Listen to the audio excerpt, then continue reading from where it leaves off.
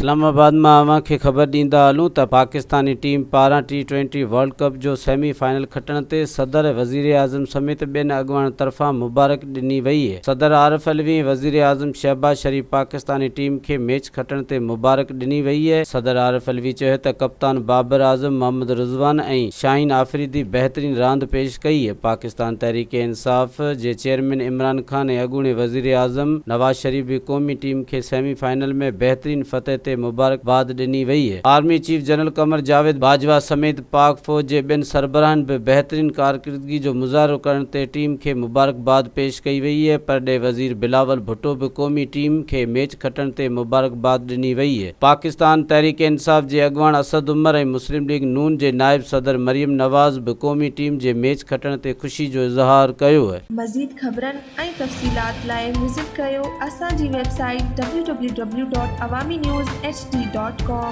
ऐं ॾिसंदा रहो अवामी न्यूज़ HD।